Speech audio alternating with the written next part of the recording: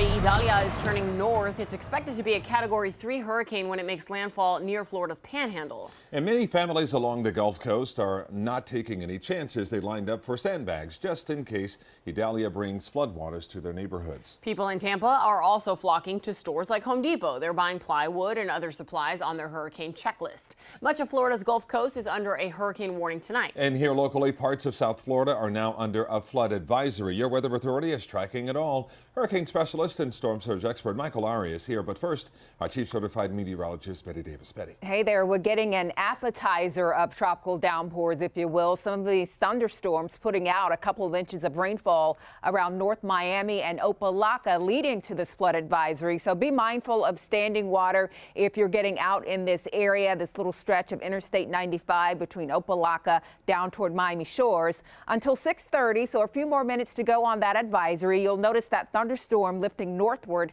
heading up over Miami Gardens as we speak. So getting a good soaking there. Keeping track on the showers and storms too, rolling in over the Florida Straits, almost a banding feature here, lifting up toward the lower Keys. This is the outer limits of Tropical Storm Idalia, if you will. The core of this system, the center near the western tip of Cuba as of a 5 o'clock advisory. Winds of 70 miles per hour moving north at 8 miles per hour. As it moves northward, enters those Gulf of Mexico waters, it is forecast to get stronger, as you mentioned, forecast to become a Category 3 hurricane as it's nearing that landfall or about to make that landfall somewhere between the Big Bend of Florida and down in the vicinity of the Tampa Bay area. So still lots to follow with this one, Michael. Let's bring you into the discussion. I'll be back in a few minutes to talk specifics on what we're expecting here in South Florida. We're going to know a big system is passing over those Gulf waters, but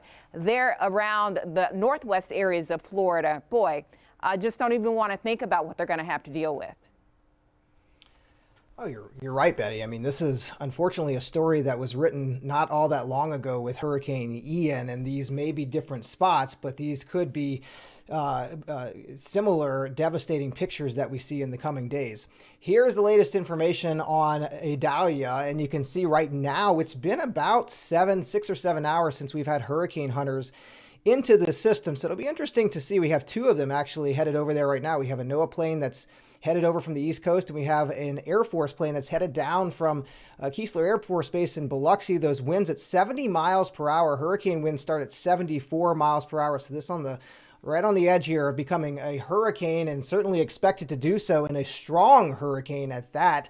Here are the watches up, the wind watches that we have all across, up and down the peninsula here. We have a nice little hole in those watches across parts of southeast Florida, which we'll certainly take. But look at the forecast here, 120 mile per hour Category 3 hurricane. Would not be at all surprised if this got even stronger than that. Category 4 winds start at 140 miles per hour. The Hurricane Center explicitly calling for rapid intensification yet again with a Gulf hurricane on approach here. Those hurricane warnings extending outside of the cone, though. It's very important for you to for those of you who have interest, especially in the Tampa Bay area, to know that you are still very much under a direct threat. When we look at the storm surge warnings that are up, that extends down and includes Tampa Bay. Of course, the most immediate impact somewhere between Cedar Key and Apalachicola, but some big numbers here. Calvin and Nicole up to 12 feet of destructive storm surge. Big story here that we'll be watching in the hours ahead. Wow, absolutely. Thank you, Michael.